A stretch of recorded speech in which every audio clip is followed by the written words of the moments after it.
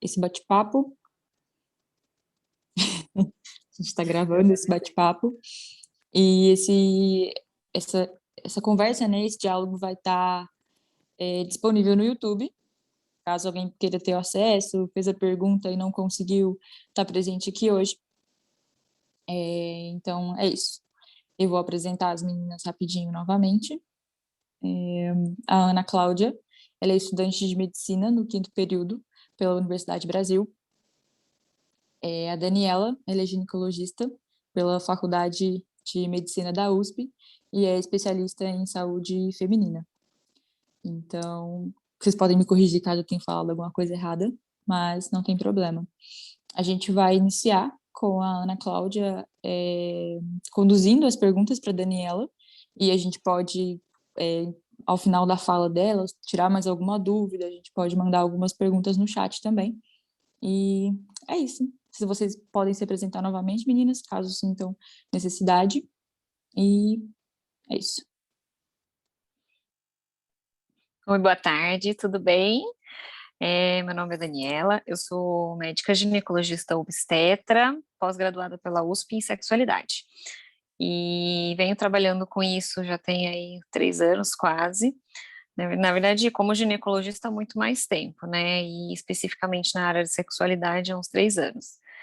E realmente eu achei muito, muito legal o convite que vocês fizeram para mim, porque é uma coisa que não é muito falada e que realmente é muito importante, porque, me corrija, Ana Cláudia, se na sua faculdade é diferente, mas é uma coisa que eu não tive essa abordagem nem na minha faculdade e nem na residência médica. Então, nem como residente de ginecologia, nunca foi abordado a conduta, né, de como ter esse desenvolvimento com uma paciente, né, homossexual, LGBT, bissexual. Então, assim, não tem. E muitas vezes eu vi pelas perguntas que foram entregues naquele formuláriozinho, que muitas vezes não é por mal do médico, não saber lidar com a situação, porque realmente ele não foi formado para isso.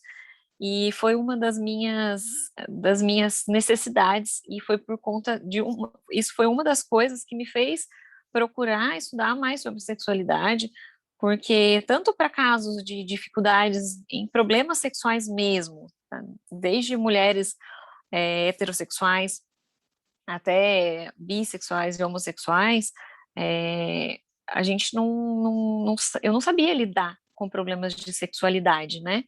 E também não sabia conversar e saber levar uma consulta mais tranquilamente em casos de mulheres não heterossexuais, porque a gente só está acostumado a lidar com aquele beabá do heterossexual, né? Ah, é contraceptivo, é isso, e é aquilo. Daí na hora que chega uma coisinha diferente, a gente congela mesmo. Então, essa foi uma das necessidades que eu tive, que eu senti. Falei, putz, preciso estudar mais, não tá legal. E eu senti uma melhora, sabe? Eu senti muito mais tranquilo e me senti mais em casa. Depois da pós-graduação no Prosex, de conseguir conversar, de conseguir lidar com todas as pessoas, com todo tipo de pessoa. Então, acho que foi muito importante isso para mim. E eu falo isso para vocês entenderem, né? Porque eu vi várias perguntas assim, é porque o profissional não conseguia, não sabia lidar com a minha sexualidade, ou talvez até preconceito e tudo mais, mas às vezes não é nem por mal do profissional, é simplesmente porque não há formação. Não sei se na sua faculdade, Ana, tem algum viés, se eles falam sobre isso, se tem, porque assim, eu sou formada há 10 anos, então talvez na época que eu formei, ninguém falasse sobre o assunto, e hoje em dia, acho que está mais comum, talvez seja uma realidade, mas para mim não era. Como é que é para você aí, Ana? Então, oi, gente, boa tarde. Me chamo Ana Cláudia. Eu sou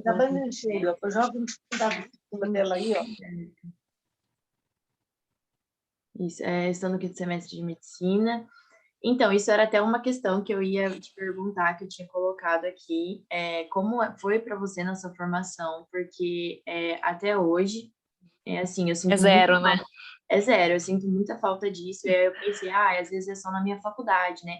Aí eu conheço pessoas que fazem outras faculdades e falaram que é a mesma coisa. E aí, inclusive, hoje conversei com uma amiga minha que ela falou que ela tá até tendo uma aula sobre comunicação. Só que daí o professor é um pouco preconceituoso. Aí Aí não acaba que adianta nada. não adianta nada, exatamente.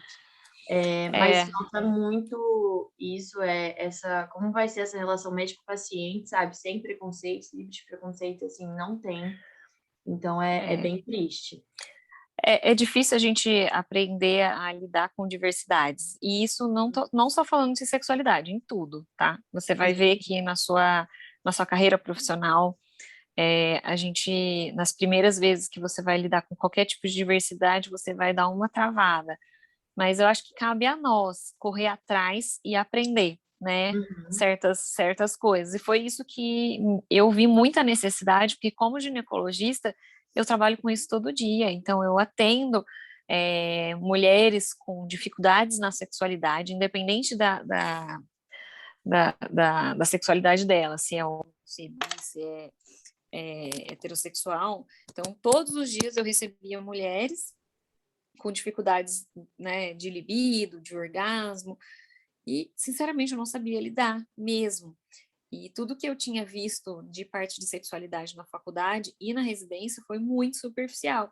sim. E também, né, nesse caso de lidar com diversidades. Então, quando eu recebi, às vezes, eu já atendi homem trans, mulher trans no consultório, e a gente tem que saber como falar com essa pessoa, como Sim. lidar, como perguntar certas coisas, para a gente não ofender, para a gente não, de repente, machucar aquela pessoa sem muitas vezes a gente querer, só pela forma que a gente está acostumada a falar como uma mulher cis, né? Então, eu acho que foi essa a grande necessidade, e eu acho que você vai sentir isso também, Ana, independente de qual especialidade você for seguir na sua carreira. Uhum, Porque lidar com diversidades você vai lidar se você for cardiologista, se você for ginecologista, se você for pediatra, se você for urologista. Então, assim, com certeza. é uma questão da gente ler bastante, estudar e focar nisso Não, para mas ser o fico melhor feliz, né, que profissional você. possível, né?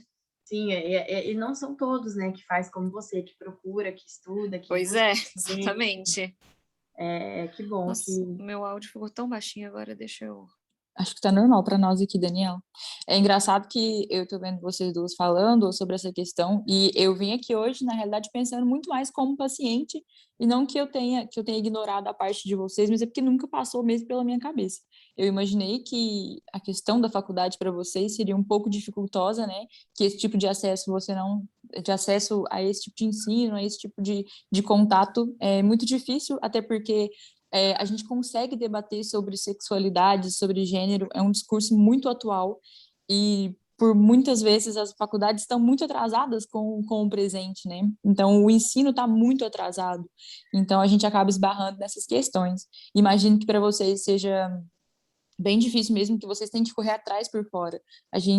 Eu sou formada em história e por mais que seja bem diferente da área de vocês, se a gente não pesquisar por fora, se a gente não for atrás, a faculdade mesmo acaba que não ensina muito, né? A faculdade te ensina os meios, praticamente. Então, você tem que correr atrás desse tipo do que você busca, né? E do que você busca como profissional. Então, eu acho que quanto mais atual a gente está, mais atualizado, mais por dentro dos atuais debates, dentro de sexualidade, de gênero, de política, porque tudo envolve política, a gente está bem antenado. E Com muito, muito certeza. bom mesmo esse diálogo de vocês duas, para a gente também aqui de fora ver que os médicos que estão, os poucos que estão preparados são os que realmente estão se importando, né? Os que estão correndo atrás e investindo na carreira e pensando realmente é, como médicos, né? Como pessoas que dão da sua vida para salvar outras. Então é isso, parabéns a vocês duas. E assim que vocês se sentirem confortável, a gente pode iniciar as perguntas. Mas vocês podem continuar também. Manda ver, por mim, pode Vamos começar. começar aqui lendo a primeira. Tá bom. Gostaria que fosse abordado sobre anticoncepcionais e principalmente quando são prescritos com a finalidade de regular hormônio e tratar alguma condição da paciente, e não para evitar gravidez. o tema ainda é pouco falado e muitas mulheres ainda tomam anticoncepcionais que não são indicados para tal finalidade, como citado acima, mesmo que não se relacionem com homens. Tá. Bom, eu acho que essa prescrição aí quase automática, né, de pílula para as mulheres lésbicas vem muito desse pressuposto de que sempre a mulher é heterossexual ou vem relacionado com uma suposta reprodução. Então, eu acho que eu já li alguns relatos e muitos casos disso. Na verdade, quando a gente pensa em método, né, em um hormônio, não só método contraceptivo, né? Então, assim, se uma paciente, uma moça chega para mim com uma queixa de uma irregularidade hormonal, né? A gente tem outros métodos hormonais que não sejam contraceptivo, que dá para a gente regular um ciclo, né? Se for o caso for um problema de ciclo menstrual abundante ou um ciclo menstrual irregular. Claro, a pílula contraceptiva, ela pode fazer isso? Sim, ela pode, né? Existem outras formas, outras medicações hormonais que também fazem isso, mas muitas vezes, pela pílula contraceptiva ter um poder, assim, bem legal em regular o ciclo, a gente acaba usando, mas não necessariamente que aquela pílula contraceptiva, ela tem que ter uma ação só contraceptiva. Então, já prescrevi pílula anticoncepcional para uma moça que se relaciona com outra moça? Já prescrevi. Por quê? Porque ela tinha ali um fluxo muito intenso e porque ela não queria menstruar mais, né? E a gente conversou e de acordo com as características do organismo dela, né? Ah, eu tenho muita acne, doutora, então a gente pensou, eu acho que uma pílula com estrogênio, uma progesterona, que são dois tipos de hormônios que contém geralmente nas pílulas contraceptivas, vai te ajudar bastante a limpar a pele, a regular o seu ciclo, vai melhorar a sua qualidade de vida. Então, sim, eu prescrevi para ela um método contraceptivo, mas não que eu estivesse pensando na ação contraceptiva desse método. Eu estava pensando na ação de melhora de qualidade de vida para ela. Então, a gente não tem que olhar para as pílulas contraceptivas só como um contraceptivo, a gente tem que olhar como um tratamento. E como se a contracepção fosse um efeito colateral desse tratamento, porque aquele é um remédio, né? Então, a gente tem milhares de tipos de contraceptivos hormonais no mercado hoje, né? Ai, doutora, mas tem algum que seja mais específico para quem não está preocupado com a questão da contracepção? Para falar bem a verdade, não tem muita diferença, porque em eficácia contraceptiva, desde o mais fraquinho até o mais fortão que a gente tem no mercado, né? A ação contraceptiva é a mesma, então não faz muita diferença. Existem medicações hormonais que não são contraceptivos, que também podem ter essa ação de melhora de fluxo, melhora de ciclo, mas muitas vezes, por eles terem uma ação um pouco diferente, eles não controlam tão bem. E é por isso que é tão prescrito uma pílula contraceptiva mesmo, quando a nossa intenção não é contracepção, tá? Eu já prescrevi um método contraceptivo hormonal para moça que tem DIU, né? É heterossexual mesmo. Doutora, eu tenho um DIU, mas meu fluxo é horroroso, não, né? E eu não quero tirar meu DIU porque eu me sinto segura com ele, de não engravidar, tal. Então, eu falei, vamos começar uma pílula para controlar tudo isso? Ela precisa de um método contraceptivo? Não, ela precisa só de um método que vai melhorar o fluxo, que vai melhorar as cólicas, que vai melhorar a qualidade de vida dela. Então, é mais ou menos isso que a gente tem que entender, que aquele comprimidinho, ele não é só um método contraceptivo, ele é uma medicação que pode melhorar a qualidade de vida daquela mulher, entendeu? Independente se ela se relaciona com um homem ou se ela se relaciona com uma mulher. Eu acho que o que falta para essa moça que fez essa pergunta foi a abordagem adequada, né? Então, muitas vezes, o médico que atendeu essa moça, ele falou de contraceptivo como se fosse só para contracepção. Talvez ele não tenha explicado, olha, eu sei que você não está pensando em engravidar porque o seu parceiro é uma moça, a sua parceira é uma moça, mas a gente está pensando aqui numa forma de deixar a sua qualidade de vida adequada, melhor, você não ficar ali com muita cólica naquele período do mês, ou não ficar ali, sair preocupada que vai vazar a menstruação, né? Então tem tudo isso, controlar a sua TPM. Eu acho que o que faltou ali na dona dessa pergunta foi ser bem abordada, e não em questão de que não foi bem prescrito o remédio para ela. Eu acredito que tenha sido bem prescrito, sim, só que não foi explicado ou bem abordado para ela qual seria a intenção do uso daquela medicação, entendeu? Uhum. Perfeito. Eu acho que Deixa eu foi mais ou só, menos isso. deixa eu só Oi. aproveitar o gancho de vocês com relação a isso, né, anticoncepcional. É engraçado, né, como que ele varia tanto de corpo para corpo, quanto de marca para marca, né? Eu, no ano passado, Sim. não, em 2018, eu sempre tive cólicas muito fortes, muito fortes, muito fortes. E eu fui ao ginecologista. A maioria das vezes, todas as vezes que eu fui no ginecologista, era um ginecologista homem. É até uma questão que eu quero mudar e eu quero que talvez o próximo atendimento que eu faça seja com uma mulher. Não só pela questão de... Eu acredito que a gente, que é mulher, a gente entende melhor a outra, a gente sabe tudo que a gente passa, então acho que o atendimento fica bem mais fácil também e para a gente se entender. Mas o que que acontece? Ele me prescreveu um anticoncepcional e para cólica foi ótimo. Mas, por outro lado, mexeu muito na questão hormonal emocional e na questão de... Eu não vou saber a palavra certa agora, mas de lubrificação Lubrificação. natural. Mexeu muito, mexeu muito. Então, assim, ajustou em um lado e acabou atrapalhando em E outro. Eu atrapalhou no outro. voltei, e aí eu voltei, e ele me prescreveu outro, e é o que eu tomo até hoje. Inclusive, preciso voltar a fazer uma consulta, que eu não fiz desde 2019. Olha.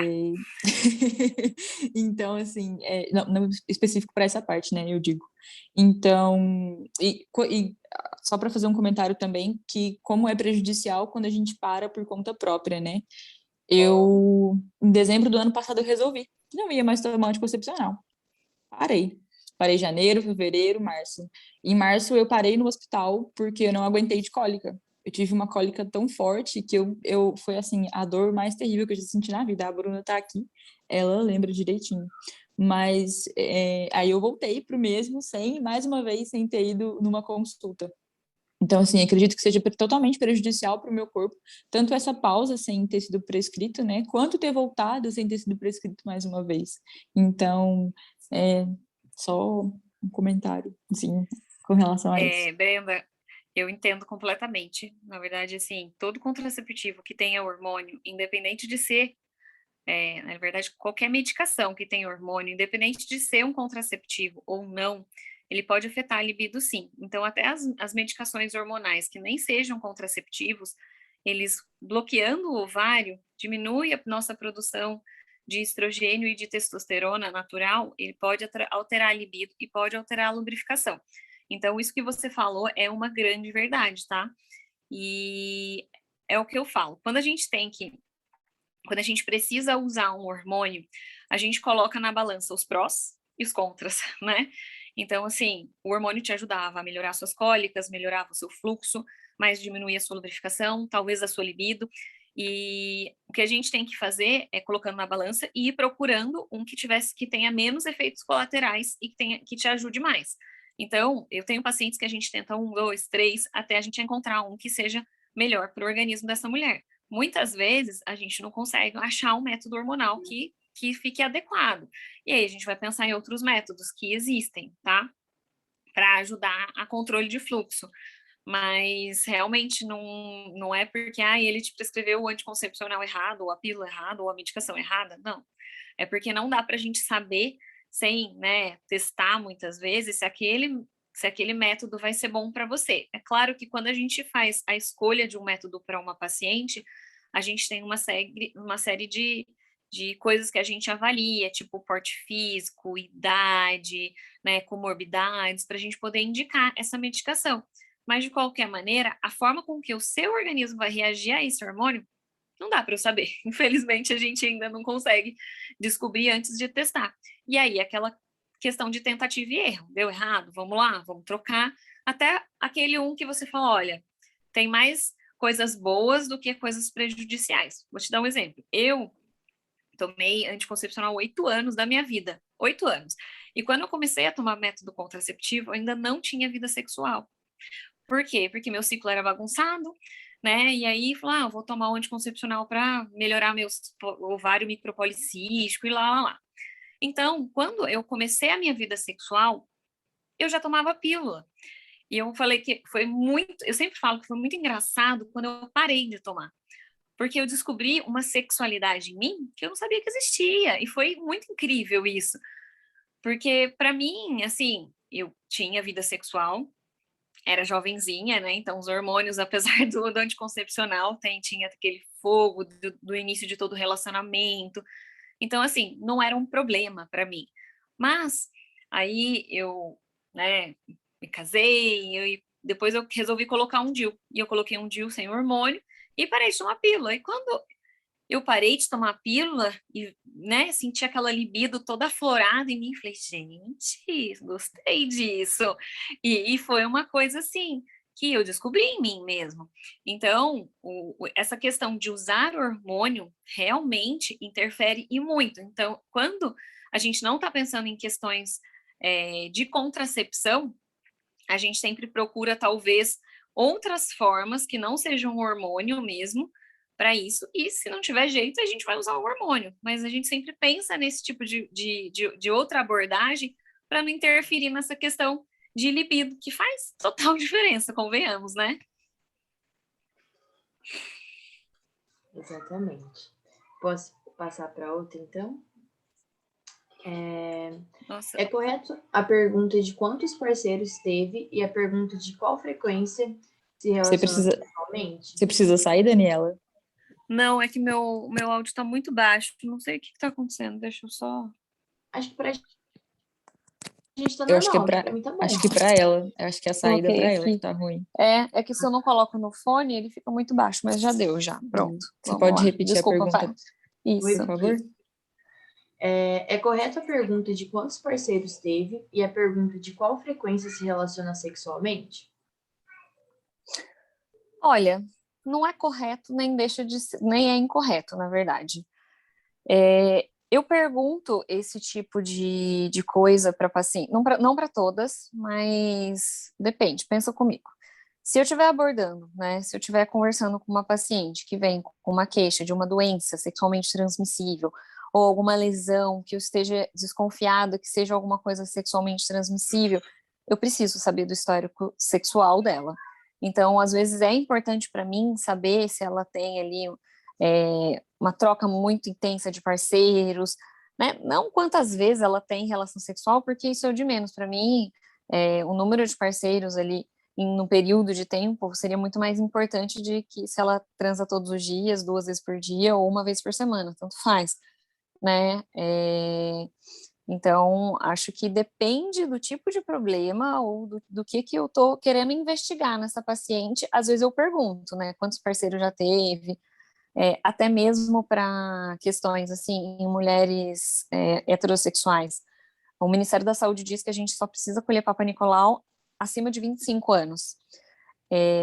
Se é uma moça que começou vida sexual com 15, com menos de 15 anos, e ela fala para mim que ela já teve 10 parceiros, eu não me sinto confortável em seguir o protocolo do Ministério da Saúde e esperar 10 anos de começar a fazer esse tipo de exame, né? Porque se de repente ela teve algum contato com HPV e tem alguma lesão mais séria, 10 anos depois, a gente já pode estar lidando com uma coisa mais grave.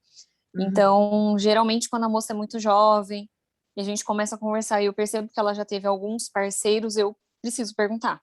Apesar de não ser uma coisa que talvez ela se sinta confortável em me dizer, né? Se ela fala que prefere não falar, tudo bem, não vai ser eu que vou insistir.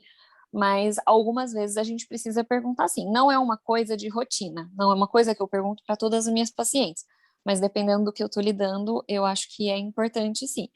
E uma coisa que eu acho que todas as mulheres, e na verdade para todo mundo, e para qualquer tipo de médico, a gente tem que ter a ideia de que o médico, se ele está te perguntando aquilo, é porque ele tem algum fim, né? Ele não vai estar perguntando porque ele quer colocar no prontuário dele para nada.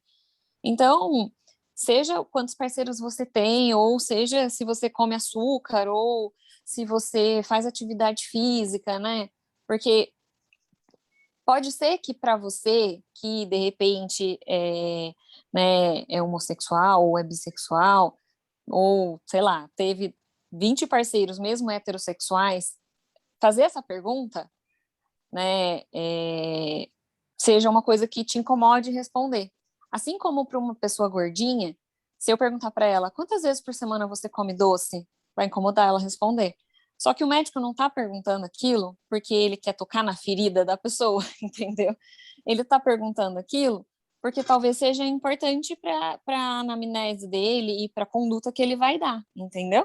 Uhum. Então, talvez não seja uma coisa que a gente precise perguntar para todo mundo, mas não acho que seja errado também. Certo. Quais são as formas de evitar doenças sexualmente transmissíveis entre duas pessoas com vulva? Bom, vamos lá. Infelizmente, hoje em dia, ainda a gente tem poucos métodos para esse tipo de uso nesse tipo de sexo. Por quê? Porque, assim, se a gente for pensar em camisinha, em preservativo feminino, o preservativo feminino, ele protege a vagina, não a vulva, tá? Porque ele é interno, né? Assim como o preservativo masculino ali, no pênis, o preservativo feminino, ele é para dentro da vagina mesmo. Então, para a gente proteger a vulva, se a gente está pensando em sexo oral, né, a gente fica meio sem ter o que usar. Existe uma coisa que chama Dental Dam, não sei se vocês já ouviram falar, que é uma folhinha de látex com um tamanho assim de 15 por 15, mais ou menos, que pode ser usado como uma barreira entre a boca e a vulva.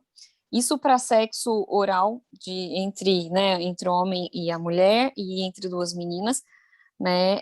Dá para ser usado, tá? Uma coisa que a gente pode usar também é o preservativo masculino cortado, que dá para usar também para proteção de vulva, tá? Uhum. O preservativo feminino é intravaginal, então, no máximo ali, se vocês usam algum brinquedinho, aí sim seria interessante usar o preservativo masculino no brinquedinho ou o preservativo feminino na vagina mesmo, para ajudar a não ter tanto contato de secreções. E tomar bastante cuidado, principalmente com dedos, né? Com unha grande, né? Porque isso, primeiro, que pode machucar, né? E segundo, que micro-organismos. Se a gente tem uma unha muito comprida, micro-organismos ficam por baixo. Já Tem li e uma já ouvi pergunta. falar. Oi? Tem até uma pergunta sobre unha Sobre grande. isso, né? Uhum. Então, assim, tem gente que usa luva de látex né, como uma forma de Eu pesquisei. barreira, Uhum. né? Só que às vezes não é tão agradável, mas assim como o preservativo masculino também não deve ser agradável para eles. Não sei, né? Mas também não é tão agradável para eles. Então, é uma forma de proteção. Bom, talvez não seja, né? Vai pensar em um sexo oral com uma barreira de um plástico filme, que eu já ouvi falar também em uso para sexo oral, ou o uso do preservativo feminino, diminui sensibilidade? Diminui, mas é o que a gente tem. Infelizmente, a gente não tem no mercado muita opção, não, viu? Sim. E para proteção de vulva, só esse Dental Dam e o plástico filme pode ser usado também. E o preservativo masculino cortado. Você corta a pontinha ali onde fica armazenado o esperma e corta a alcinha de cima e você corta ele no sentido corrido ali e aí ele vira um quadradinho. Então dá para você usar por cima. O difícil é você pensar em que posição sexual onde a gente coloca contato vulva com vulva que a gente vai conseguir encaixar aquilo ali no meio. Fica difícil, né? Mas a gente se É o que inventa, a tem, gente se infelizmente. reinventa, né? É. Então, assim, todo dia a gente tem que tentar se reinventar, porque ainda não surgiu no mercado algo que seja assim mais prático, sei lá, uma calcinha, né? Poderiam fazer Não, uma eu calcinha vi de plástico uma filme, calcinha né? de Vênus, que eles chamam, que tem uma De parte de plástico latex. filme, né? É. Eu já ouvi falar nisso, só que o que eu já ouvi falar dessa calcinha é que ela é muito grossa e que ela tira total sensibilidade. e que usando esse dental dam, que é esse negocinho de látex que é mais fininho, melhora um pouco. Então, eles podiam criar uma calcinha com o produto do dental dam, que é mais fininho, né? Sim. É difícil porque é um desafio, né, falar sobre prevenção entre sexo, entre duas mulheres, porque é pouco estudado e os recursos são muito escassos, Sim, né? com Então, certeza. E vai quando a gente depois. pensa em doença, né, a gente pode transmitir doenças sexualmente transmissíveis, né, tanto quanto numa relação heterossexual. Claro que por não ter a penetração em si, o risco é menor, né, de transmitir algumas doenças, mas ainda assim são transmitidas, né? O HPV é uma delas, então a gente tem que tomar bastante cuidado com isso. As doenças mais externas, tipo herpes, o risco de transmissão é exatamente o mesmo, né? As doenças como Gardnerella, que são mais de vulva e de vagina mesmo, são muito comuns, né? Tricomonas. Então, são doenças que são mais comuns a gente ver acontecer, né? Claro que se a gente for pensar em HIV, muito mais difícil, graças a Deus, né? Porque a gente precisa de talvez um pouco mais de atrito, um pouco mais de contato de sêmen de sêmen, não, de secreção, talvez pequenas fissuras vaginais, que precisaria de um atrito ali maior para acontecer. Mas algumas doenças são transmitidas sim, a gente precisa de evitar do mesmo jeito, né? De se precaver do mesmo jeito. Perfeito. Deixa eu achar que eu tô perdida. Deixa eu aproveitar, Ana Cláudia, e fazer a pergunta que me mandaram aqui. Ô, Pode Daniela, falar. vai fugir um pouquinho agora, que perguntaram aqui se é verdade que depois que coloca DIU, tem que ficar com ele por 10 anos e não pode tirar para ter filho. No caso. Não, claro que não, imagina. Ninguém é obrigado a nada, em primeiro lugar, né? A validade do DIU é de 10 anos, o DIU de cobre, no caso, tá? Porque a gente tem vários outros DIUs que têm validade de 5 e de 3 anos. Então, a validade total do DIU é de 10 anos. Você não é obrigado a ficar com ele 10 anos. Eu tenho paciente que coloca 3 anos depois, doutora, quero engravidar, ou sei lá, não gostei, me aumentou muito o sangramento, quero trocar. E a gente tira, não faz mal nenhum. Ninguém é obrigado a nada de jeito nenhum. Você é dono do seu corpo e você que manda nele, né? Então pode tirar tranquilamente. Eu mesmo coloquei, depois que meu filho nasceu, um DIU de cobre com parata. Vale 5 anos, não sei se vou ficar 5 anos com ele, né? Vai que eu animo e arrumo outro bebê aí nos próximos anos. Por enquanto ainda não, porque eu não tô ficando louca com o meu, mas talvez aí daqui 2, 3 anos eu resolva ter outro e aí eu posso tirar meu dia, imagina, ninguém é obrigado não, fica tranquila que pode tirar sim.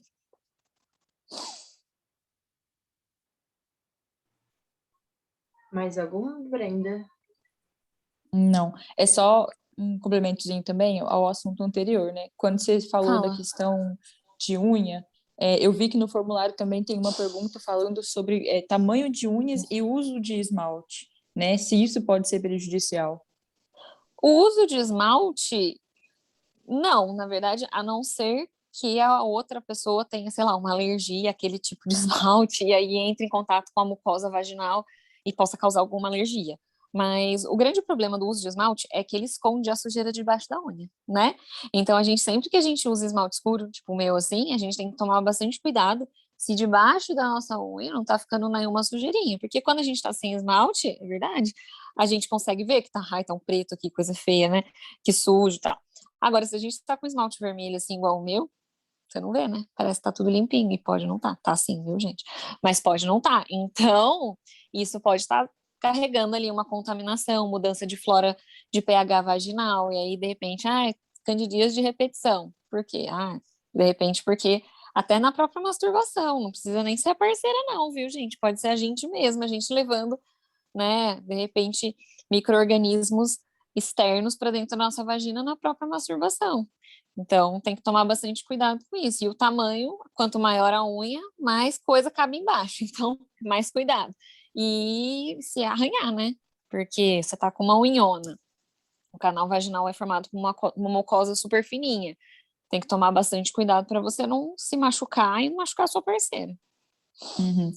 É uma situação que às vezes eu brigo muito com amigas próximas, né? E até na internet mesmo, que às vezes eu vejo algum comentário falando, mas é só fazer com jeito, que a unha grande não machuca. E tipo assim, não existe isso, sabe? Não tem como você medir até onde vai. Então, eu acho que esses cuidados, e isso vindo de uma profissional falando, é importante, porque Uhum. às vezes a gente fala assim, olha, a experiência própria não Pois funciona, tem é, que estar com o negócio em dia, arrumado, e as pessoas não dão atenção, mas eu acho que vindo de uma profissional falando, né, eu acho que ajuda, né? tem total importância. Aham.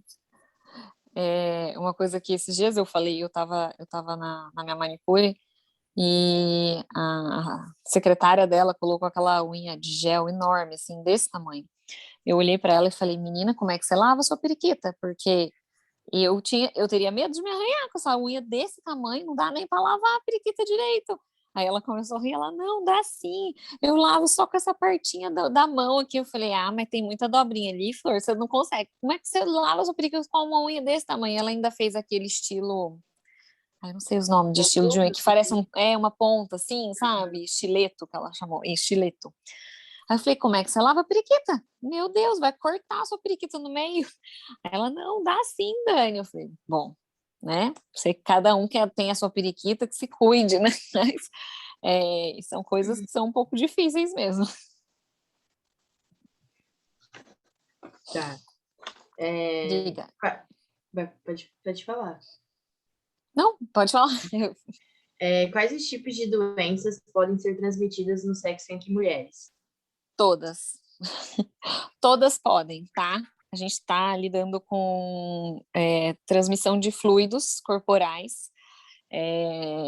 Como eu falei da outra pergunta, que a gente tem menos atrito. E se a gente tem menos atrito, talvez a gente tenha menos microfissuras e tenha menos facilidade de transmissão. Mas todas podem, inclusive HPV e HIV, mas com menos facilidade, principalmente se você não tem nenhum tipo de penetração, tá? Se for uma coisa mais externa, diminui o risco, tá? Mas se vocês usam algum tipo de brinquedinho, se tem um vibrador, ou próprios dedos, assim, né? Introduz numa e introduz na outra, você está trocando fluidos. Então, corre risco de transmissão de doença, sim. Tanto HIV quanto HPV e herpes e outras doenças sexualmente transmissíveis. Todas a gente pode ter transmissão durante o sexo entre duas mulheres ou o sexo entre dois homens, né? Só diminui o risco, né, entre duas mulheres se a gente tem uma abordagem mais externa de clitóris só, né? Se a gente não introduz muito dedos e brinquedinhos ou alguma coisa assim na vagina, diminui um pouquinho, mas todas as doenças sexualmente transmissíveis podem ser transmitidas no sexo entre duas mulheres. Tá, aí tem a continuação. Uma mulher que nunca foi penetrada pode contrair DST? Você já explicou. Se uma mulher que nunca Já. foi penetrada contrai alguma DST, como pode ser feito o diagnóstico e tratamento sem que faça o exame preventivo? Pois ao inserir o equipamento, romperia o ímã dela. Tá. Assim, se a gente estiver pensando numa doença que causa algum tipo de secreção vaginal diferente, né, essa secreção ela se exterioriza e dá para a gente colher essa secreção e mandar para fazer uma cultura laboratorial sem precisar passar um espéculo, tá?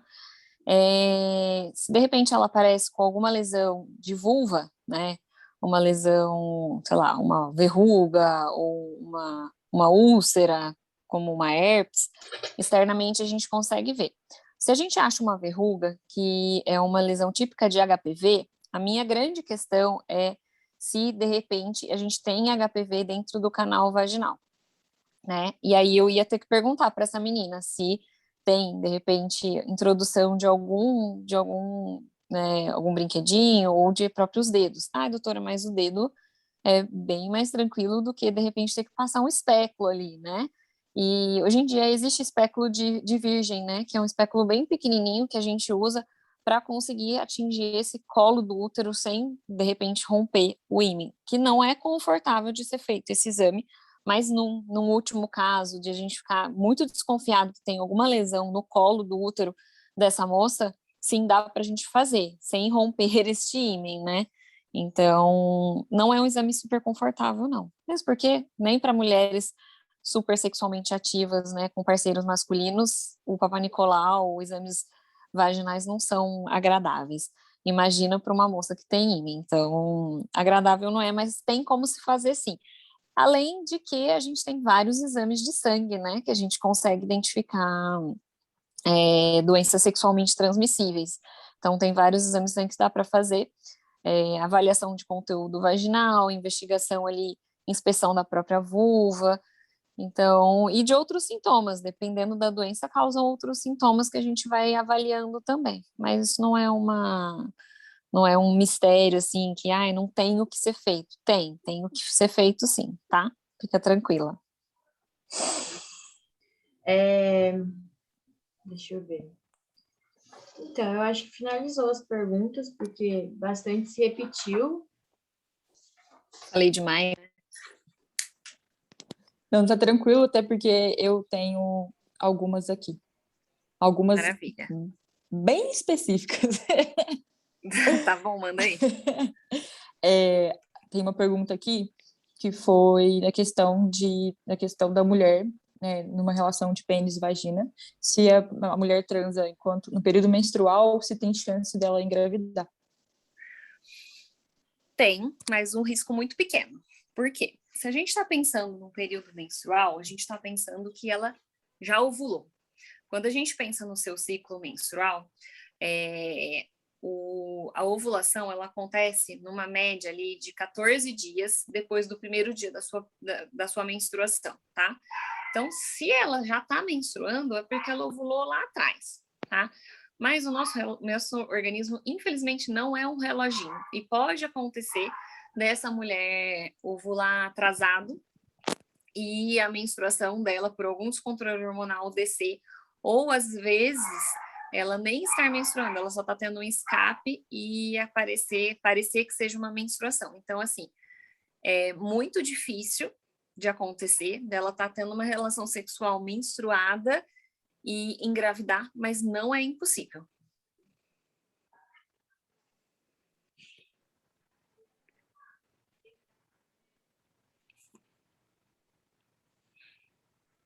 Respondeu? Mais uma aqui. Respondeu. Tem mais uma aqui. Acho que talvez vai repetir um pouquinho, mas eu acho que é bom para citar. Quais doenças podem ser transmitidas no sexo oral?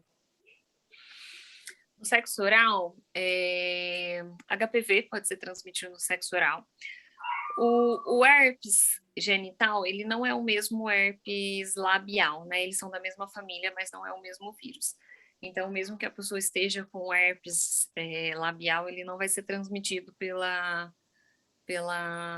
sexo oral. Então, você não vai pegar um herpes genital porque está com herpes labial. Mas você pode entrar em contato com esse vírus e ter um herpes labial, tá? Então, assim, é uma doença sexualmente transmissível? Não necessariamente, porque não precisa de ter o sexo para você estar transmitindo. Mas o herpes é uma doença que você pode adquirir, tá? Tricomonas, fungo dá para a gente ser transmitido via sexo oral, mas geralmente o que a gente sempre se preocupa mais mesmo, o HIV também dá, mas muito difícil, porque a saliva, ela tem algumas substâncias que atrapalham a transmissão ali do HIV, graças a Deus. Mas o que a gente mais se preocupa mesmo seria com o HPV, que esse vírus ele pode ser transmitido e ele pode proliferar até na garganta, né? Então, eu já vi paciente com lesão de HPV na região de esôfago e ficar bem feia essa lesão. Mas não são muitas doenças sexualmente transmissíveis. Sífilis dá para transmitir via sexo oral também, mas também com uma chance muito menor. Porque a maior parte das doenças sexualmente transmissíveis que precisam de microfissuras vai depender ali mais de atrito, a não ser que você tenha um corte na boca, sei lá, você mordeu a língua e aí vai fazer, né, ter sexo oral com uma pessoa com sífilis, você pode pegar isso aí. Tirando isso, muito difícil, você precisa de uma fissura para essa transmissão acontecer, entendeu? Fechou. Eu acho que a gente está um pouquinho também dentro do planejado, né? Que eu pedi para a gente não extrapolar um Isso, pouquinho o limite de 1 hora, mas eu vou só fazer uma perfeito. última pergunta para a gente poder fechar, que é uma pergunta que geralmente a gente vê mais como afirmação, a gente vê homens fazendo essa afirmação de que a mulher Uhum. que é muito sexualmente ativa, que tem a vida sexual muito ativa, que o canal vaginal dela é mais largo, né? Então eu queria que você falasse para a gente um pouquinho sobre essa questão. Claro que não. Fiz um post sobre isso ontem no meu Instagram, depois vocês olham lá, tá? É ridículo isso, na verdade, muito pelo contrário, tá? A mulher sexualmente ativa, ela tem mais controle sobre a sua musculatura vaginal, e uma vez que a gente tá mais ativa, essa musculatura vaginal, durante o ato sexual, ela se contrai e ela se relaxa. É como se a gente estivesse fazendo uma musculação mesmo na vagina. Então, pensa, se você treina mais, você fica com a musculatura mais rígida, então seu canal vaginal vai estar melhor, né? E não mais flácido. Agora, aquela mulher que quase nunca tem relação, né? Ou nunca tem, ela tem mais chance de ter uma vagina mais flácida do que uma mulher que transa bastante. Então, isso não existe, é coisa de idiotice mesmo, de homem machista falar um Machismo, né? absurdo desse. É um absurdo, é ridículo, E a Rita, só de gente pensar. e a gente vê muito disso na internet, né? Principalmente o pessoal tem a internet como uma terra muito sem lei, assim, então cada um fala o que quer, né? Sem Com nenhum tipo certeza. de barreira. Eu, di- E aí talvez. eu, Pode falar. eu sempre falo que a internet ela é muito boa, né? Que traz muita informação, mas tem muita besteira. Então a gente tem que tomar muito cuidado na informação que a gente pega da internet. Tem que sempre Uhum. ver se é um lugar seguro, se tem ali informação segura, porque senão a gente sai falando besteira por aí e aí a gente passa vergonha, né? Sim, sim. A gente tem que ser bem crítico com as informações que a gente recebe, né? Com Tem só certeza. mais duas questões rapidinhas, Pode não, só uma falar. na realidade, sobre a questão de piscina e mar. Se piscina e mar pode alterar o pH vaginal. Na verdade, o que pode alterar o pH vaginal é ficar com o biquíni molhado muito tempo, né? Não é a piscina e o mar em si, né? Porque geralmente a nossa vagina ela não se enche de água assim com tanta facilidade, principalmente se você está de biquíni, né? Então, o grande problema quando a gente vai para a piscina ou quando a gente vai para a praia é que a gente entra no mar, aí a gente sai e você não vai trocar sua roupa, né? Você tá de biquíni, você vai continuar de biquíni. E o biquíni muitas vezes demora para secar. E aí essa umidade, né, o calor, a umidade é que vão ajudar a proliferar as bactérias e os fungos que fazem parte da nossa flora vaginal. Então, não é doença, tá? É alteração da flora vaginal. Então, uma vez que essa flora está abafada, ela se multiplica com mais facilidade. E aí vem ali suas candidíases da vida, ou gardnerella, que aumenta, mas são fungos e são bactérias que fazem parte da gente. Certo? Show de bola. Show demais. Eu acho que a gente vai então caminhando para o fim, né? O nosso planejado 1 hora de Tá bate-papo ótimo. aí. Algumas pessoas mandaram as suas dúvidas. Eu acho que a gente pode. Eu mandei o Instagram da Daniela aqui no chat. Vocês podem seguir o conteúdo dela, é incrível. Eu conheci ela por meio do meu amigo que faz seu marketing, o Pedro Júnior. Ele que Ah, falou de você para mim. Nossa, ele é incrível. Então. É isso, vocês podem seguir ela, eu adoro o conteúdo, é muito bom mesmo, muito autoexplicativo, e a questão sobre sexualidade é muito aberta, então eu acho que a gente precisa de mais profissionais assim, que estejam atentos, né, com os diálogos atuais, inclusive te parabenizo, Daniela, pela sua obrigada. iniciativa, pela sua vontade, pelo profissional que você é, parabenizo também a Ana Cláudia pela profissional que ela tem buscado se tornar, né, muito obrigada pela presença de vocês aqui, agradeço em nome do Rotaract Clube de Três Pontas, e em meu nome também, e é isso. Obrigada também a todo mundo que esteve aqui presente. A Bruna Tinte, que fez o corre todo para mim. Bonitinha. E é isso. No mais, caso vocês tenham alguma Obrigada. pergunta, acho que vocês podem mandar para Daniela no Instagram. Óbvio que, no mais, a questão mesmo é marcar uma consulta com ela. Vocês vão ter que se deslocar até Jundiaí. E aí vocês conseguem marcar essa consulta com ela. Assim. Se você quiser deixar seus dados, Daniela, alguma coisa assim. Pode me seguir lá no Instagram, mandar mensagem se precisar, tirar alguma dúvida, estou sempre à disposição. Obrigada pelo convite, pessoal. Foi um prazer participar com vocês e precisando de qualquer coisa, eu estou por aí, tá bom?